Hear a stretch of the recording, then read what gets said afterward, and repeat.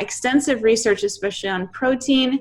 Can we start off just by talking about some of your protein overfeeding studies, and what are some of the results that you saw there that may surprise people? So I was thinking, you know what? Why don't we do a study, and this is like a year later, do a study where all we do is get people who train and we just make them eat a lot of protein. And so it's a lot of protein. And I thought, let's go really high. So we went up to 4.4 grams per kilo, which is a lot of protein. It's a lot. And 8 weeks, we told them, don't change your training. All we want you to do is eat a lot of protein. And we provided basically tubs of whey protein for them to consume. So this is 4.4 grams per kilo. If you think in pounds, it's 2 grams per pound of body weight.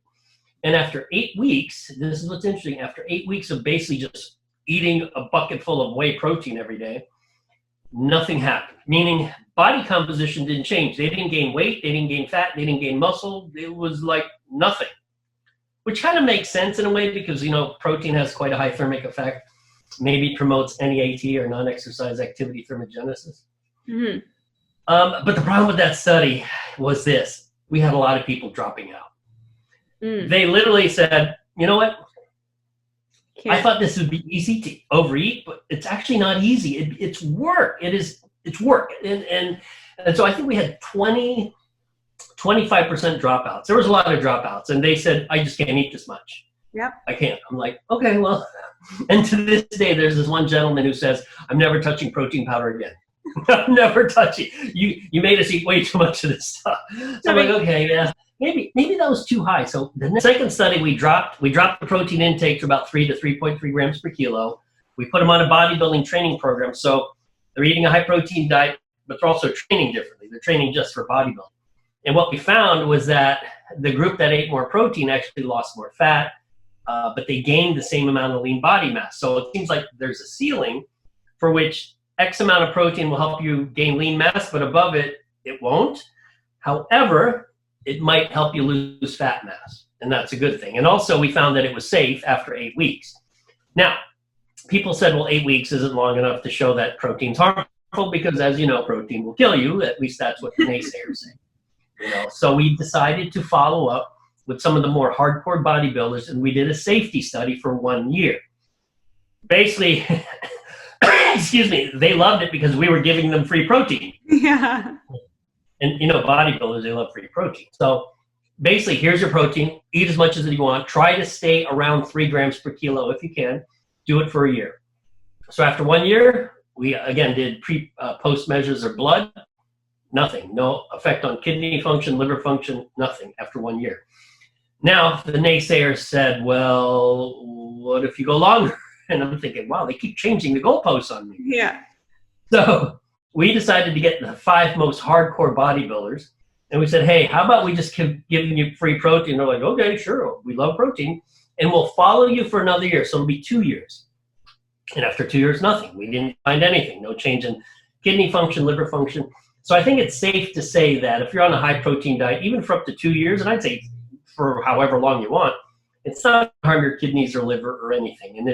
And I think this is the caveat. I think where people lose this when they start criticizing the amount of protein these people eat. The only people who do this are people who work out a lot.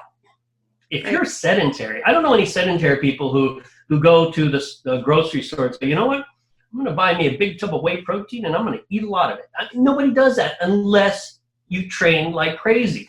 So in a sense, we're talking about a very select and tiny group of people who train like crazy and eat a lot of protein. So basically, you're dealing with super healthy, fit people. Now, the average person who doesn't train, believe me, they're lucky if they get, 1 gram per kilo. I mean, it's ungodly low. And from my experience with sedentary people, when we've measured intake, they don't eat much protein. It's really kind of strange. It is, right. And you look at the RDA, which is 0.8 grams per kilograms, which was really just established as a minimum, and it's been taken as a recommendation for total amount. Yeah, I agree. It's like it's like the floor. It's the bare amount you need. Certainly for people who train, they need a hell of a lot more than that. And I think Having worked with athletes for many, many years, they typically overestimate how much protein they eat. Once they start logging and tracking what they eat, they're like, wow, I actually don't eat as much as I thought. I mean, people think they have one glass of milk, they're good. And it's like, no, you got to do a lot more than that. You got to do a lot more than that. Now, in the studies, were people eating just pure protein only, so no carbohydrate, no fat with it? Oh, no, they were eating, basically the way I set it up is I want to make it as simple as possible. Is one, I tell them, don't change your diet. If you eat clean or healthy all the time, keep doing it. If you eat junk all the time, keep doing it. All we want you to do is bump your protein intake via the whey protein we provide. So on average, in fact, after all these studies, I'd say we went through probably 100, 150 subjects. It seems like they were on average eating, I'd say 40% protein, and then maybe 30-ish% fat and carbs. That seemed to be where it tended to fall. And clearly bodybuilders tended to be high on the protein. Performance athletes, they tended to be probably lower on the protein, higher on the carbs. It's so interesting because, we can overeat we can overeat carbs, we can overeat fat, but it's so difficult to overeat protein. Why do you think that is? Well, it's funny. My daughter, I have twin daughters in college, and we always joke that we all go out to dinner. We can be full, but we always have room for sugar, like basically sugar and fat. Most desserts are basically combined sugar and fat. It's very odd that we have these foods that are so palatable that you can literally be busting at the seams from eating, but you still have room to have dessert. Whereas if I'm full, the last thing I want to do is drink milk, have a piece of steak, eat chicken, eat eggs. I just don't. But you put a cookie in front of me, I'm like, yeah, I'll have a cookie, maybe a cupcake. So I think it's just those kinds of foods just taste a lot better than protein. I wonder if it could also be the storage site. There's an unlimited potential storage for, carbohydrates and hydrates of carbon, but for amino acids, we're limited, right, in terms of how much storage? Yeah, and actually that brings up an interesting point that we can literally store. I mean, you see shows now where people are not just obese, they're grotesquely obese. I mean, for 600 pounds, 900 pounds, we have this amazing capacity to store energy, and it actually makes evolutionary sense that our tongues or our brains are geared towards getting high calorie foods easily, because your body's just thinking, I just want to survive. Who knows? Maybe there's an apocalypse and there's no food, and you literally have to live off your own body fat for, I don't know, days, weeks before you find food. So it actually makes sense that hyper palatable foods that typically are high in sugar and fat, humans love to eat that stuff.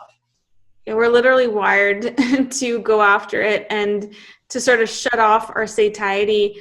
Whereas with protein, there's a reason why no one ever wins those free steaks at the restaurant, and they know that, because you just get to a point and your body's like, no, it really just refuses to take more in.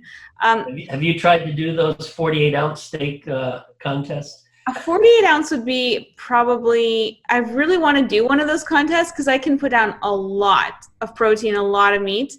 I bet I could probably get close, but I've never really done 48 ounces like in one sitting. It would be, but I wouldn't put it past me. I honestly, that would be impressive. I'd have to see that.